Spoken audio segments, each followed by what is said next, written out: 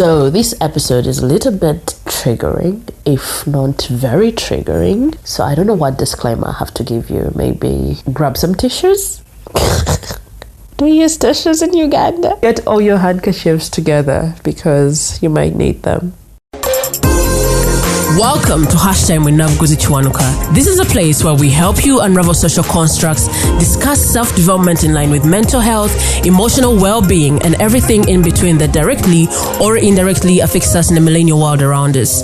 If you're hearing my voice for the first time and are the kind of person who is not scared of being a better version of yourself even if it requires you to contradict who you were 24 hours ago, consider this your virtual home. I'm your host, Nabuguzi, and I cannot wait to engage with you in the various conversations.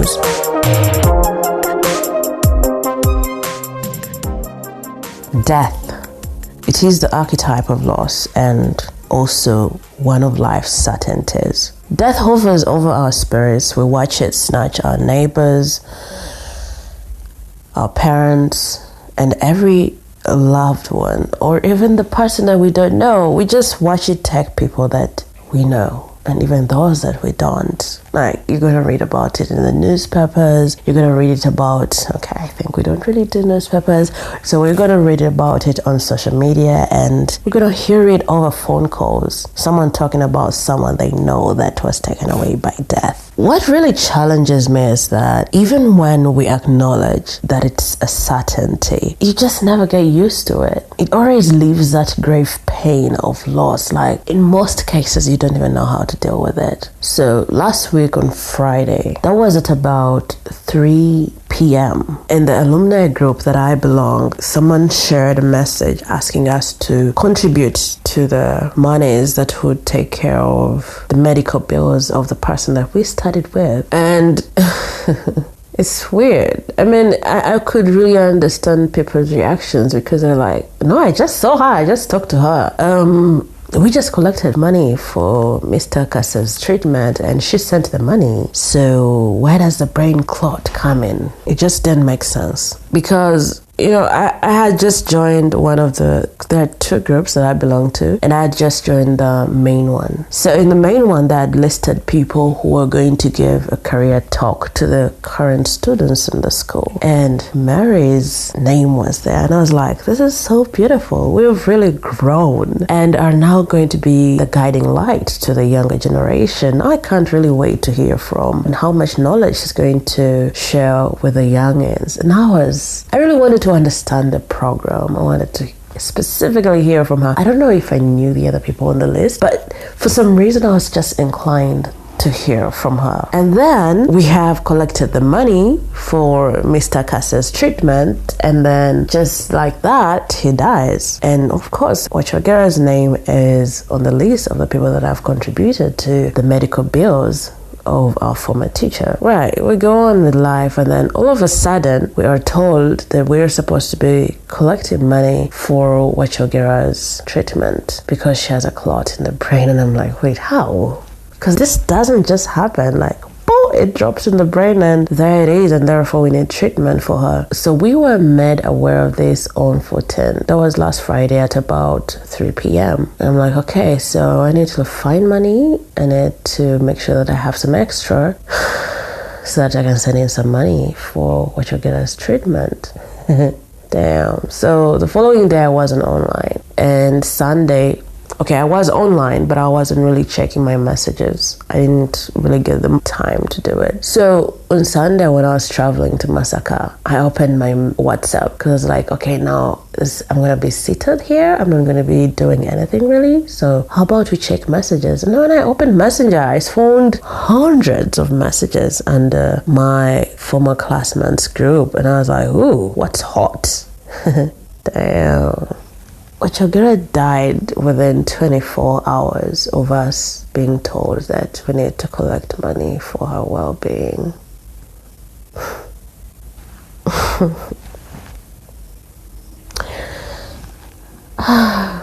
I just looked on and it's like, wow, and kept quiet for some time. And I was like, well, what's next? Had to focus on what I was traveling for, and because that's just what life, I think, turns out to be for adults. And I had just gone for a burial of a friend in September. Was it September or October 1st? September, I think. There's a friend of mine who died last year. He lost his battle to COVID, and Patrick's death really devastated me. And then this year, his wife is gone.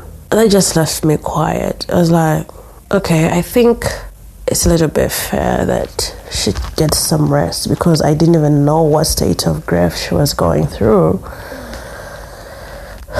So maybe, yeah, but damn, 1 minute we're happy, we are joking with people, we are hugging them, we are teasing them, and then the next minute, they're gone. Like, gone.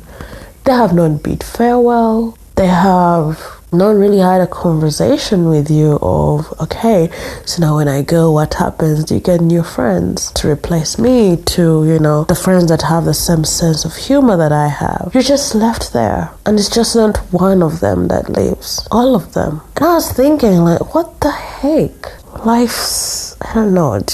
When I say useless, it sort of makes me feel like I've given up, but I have not. It just made me aware that we're not really in control, and whatever chance that you get to live, you use the best of it. And you know how we handle death. I can really speak for the Africans, I think, specifically Ugandans. We have this thing of, afuda chali moto.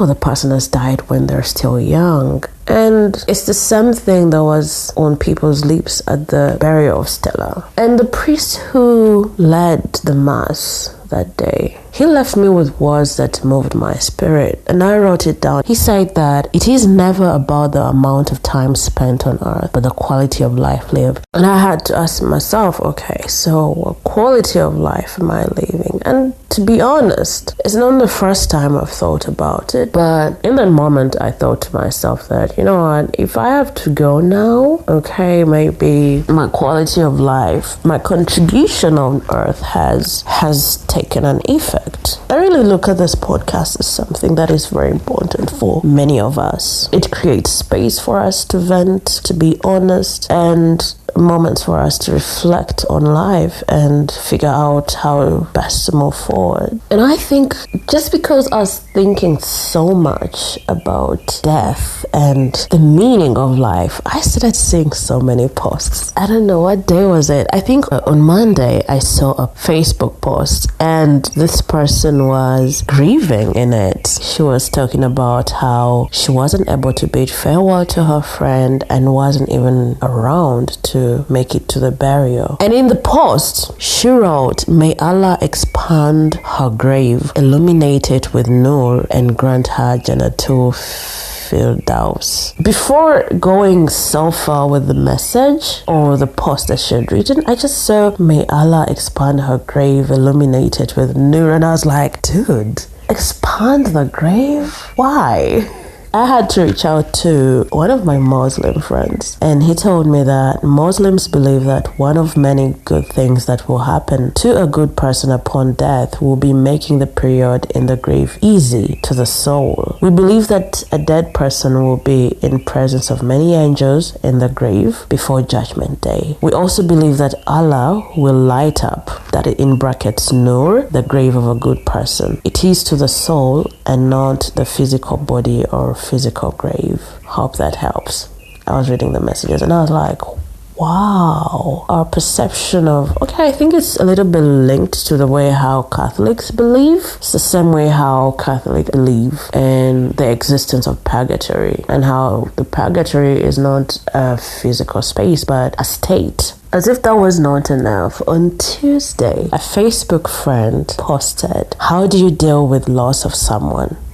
And that question took me back to the conversation I had with Tina and Turo in the episode on dealing with grief. If you can, please take time to listen to episode 45 so that you know what I'm talking about. So when I was in conversations with Tina in that episode, she mentioned that there are stages of grief that all of us are supposed to go through. And I also shared about how it had been over a decade, and every now and then then I mourned the loss of my grandmother. When I was talking with her in the episode, it sort of felt like, I think I've outgrown this, because I was a little more confident than before. Initially, I would wail. My grandmother's death was something that always felt fresh. Like, my heart is being torn. A piece of it is torn. And that piece is where she belonged. So the pain was always fresh every time I thought about it. Sometimes I wasn't even thinking about death at all. I'm just minding my business, and all of a sudden something comes and whispers to me like, yo, do you know that you tried to wake up your grandmother and she just didn't wake up?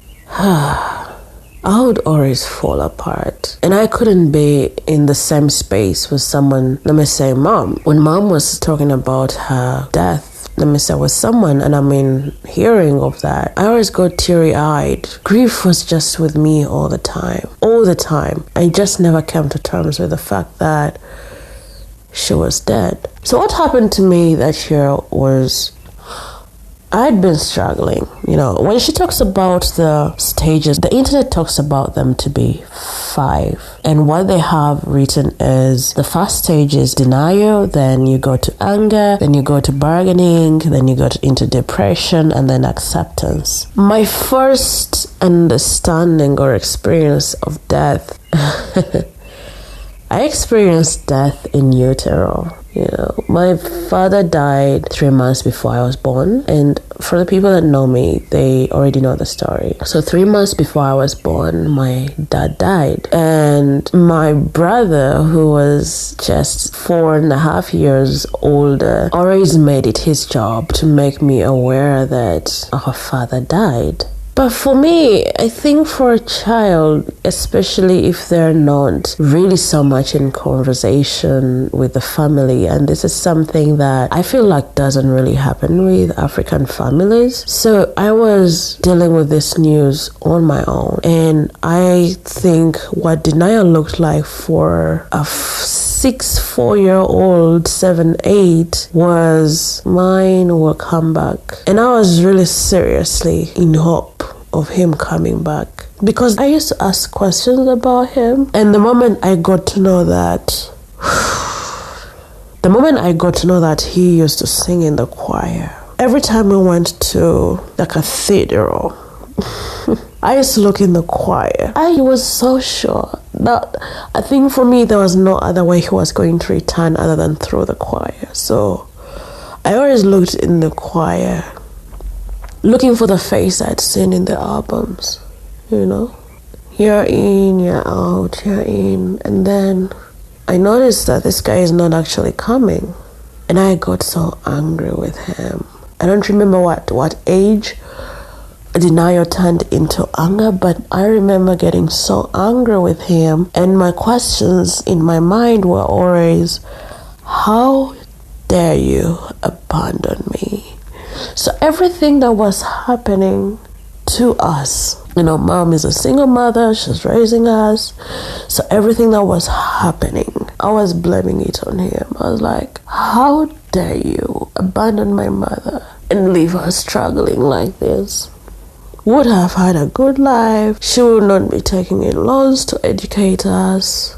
I was really, really angry. And then somewhere in my senior 1 or 2, I don't remember what exact class, but I think it happened in senior 2. And for a full week, I was dreaming about my dad. The life in the dream, in my sleep, was so good. I think for every life that I thought I was gonna have in case this man had stayed was just good life. I was with ministers' kids in the schools. I was in Aga Khan, my dear. The dreams would be so beautiful. I've never looked forward to sleeping like I did in that period for like a full week. And then after that week, he didn't return in my dreams. And I don't know, I think for me, it turned into, he really wanted to be here for us, but he just lost a battle. And then I turned that into some place of an empathetic space where I placed him and looking at him struggling, making sure that he tries to stay, but he just didn't. So for about 15 years, or let's just say 14 and a half maybe, that's when I get to accept that I indeed lost a father. And that's when I used to say that that's when my grieving process started, or that's when I indeed lost my father, because I came from hoping that he returns, and then I turned into an angry person, and then I come to a place of acceptance of, oh dear, he was really struggling. He wanted to stay for his family and do everything right by the family, but then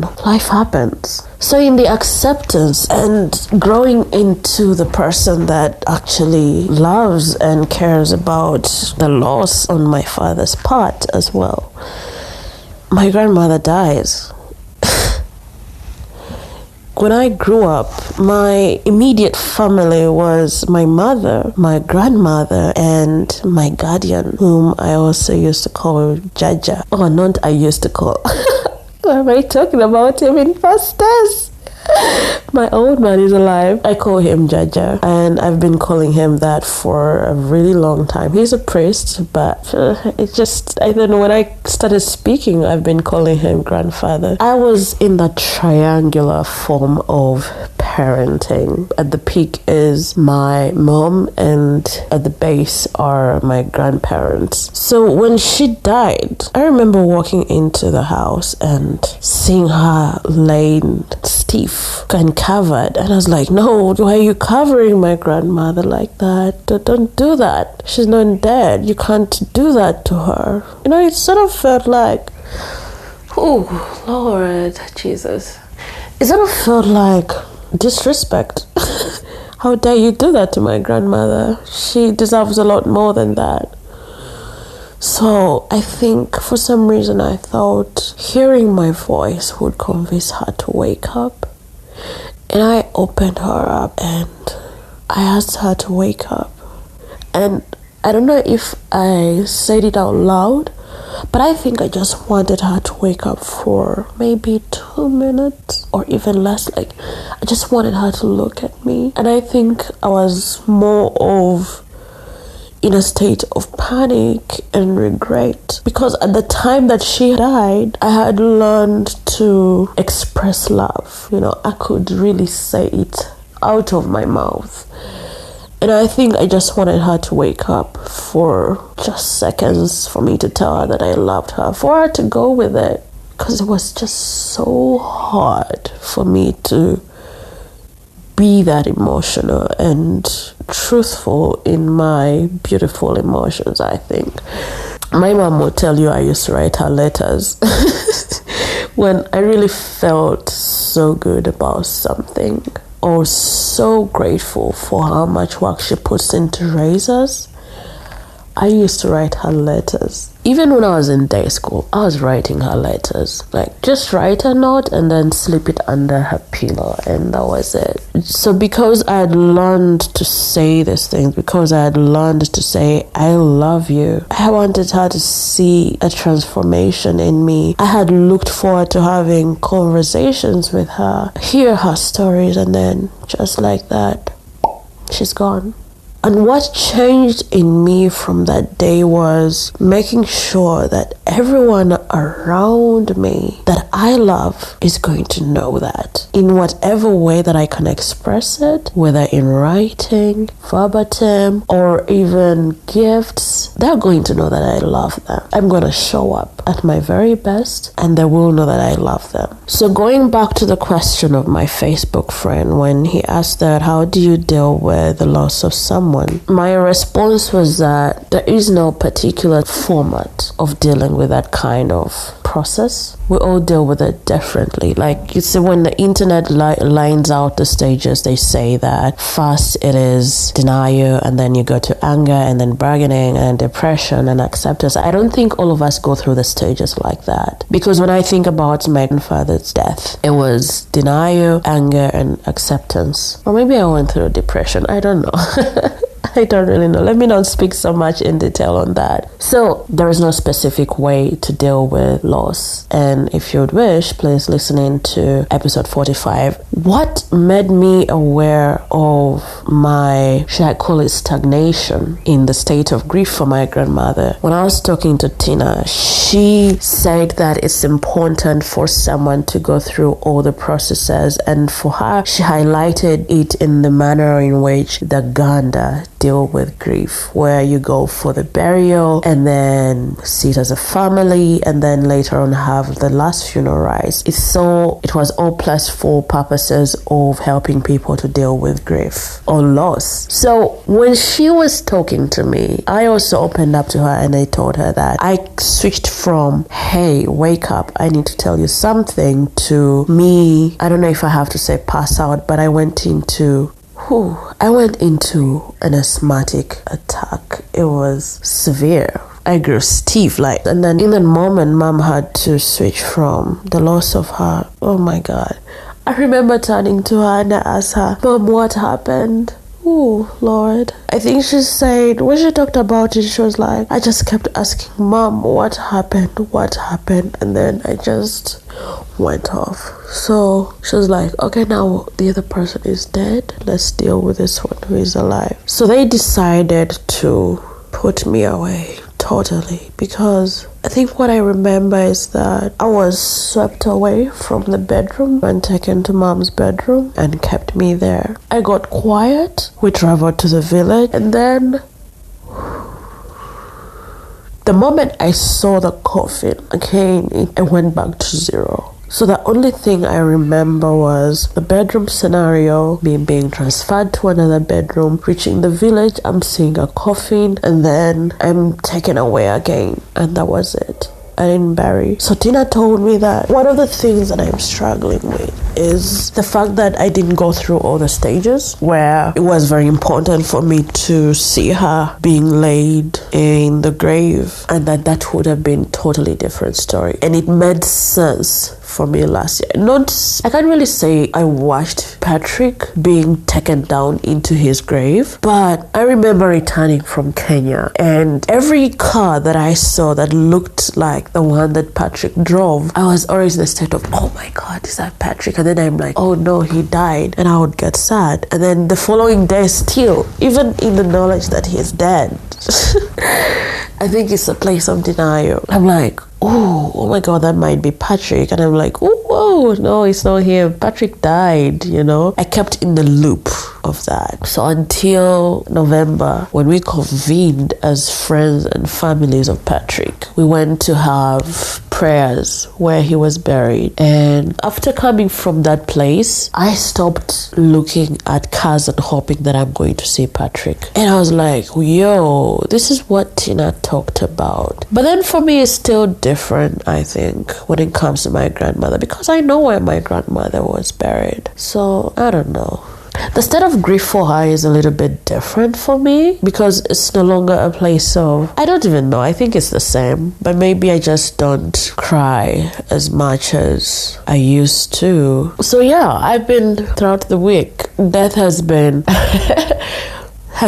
something that I've been thinking about a lot this week. And then I would like to close off this journal with something so beautiful that's sent still from a Facebook friend. His name is Fahad Bruhan, and the post was, praying every day and being a good person are not the same thing. I feel like that's the whole episode, but maybe not. And I would wish for us to be more humane than search for being more religious. I think what makes us good people before God is the respect of the sense of humanity in all of us. I think what makes us better people before God is being able to see His image in other people. So yeah, just be better people. Do better by others. I think the primary religion is humanity, and we should strive for that. And also because death has been my my focal place of reflection last week, I would wish for us to make every day count, make every moment count, like Hillary said in his episode. Thank you so much for tuning into another episode of Hashtag Nabuguzi. If you love what you heard, make sure you subscribe to Hashtag Nabuguzi on your podcast platform of choice and share it with your friends, loved ones, and everyone that you believe is affected by the millennial world around us. Also, feel free to share your insights about what connected with you on social media, and be sure to tag us on Facebook. We are at Hashtag Nabuguzi, and on Twitter our handle is at HTNK Podcast. If you are in search of mental health professional help, do not hesitate to reach out on my email, nabuguzi@nabuguzichwanka.com. I would be glad to pair you with people that are ready to help you. See you on the last Wednesday of this month, and until then, have a good week. Bye.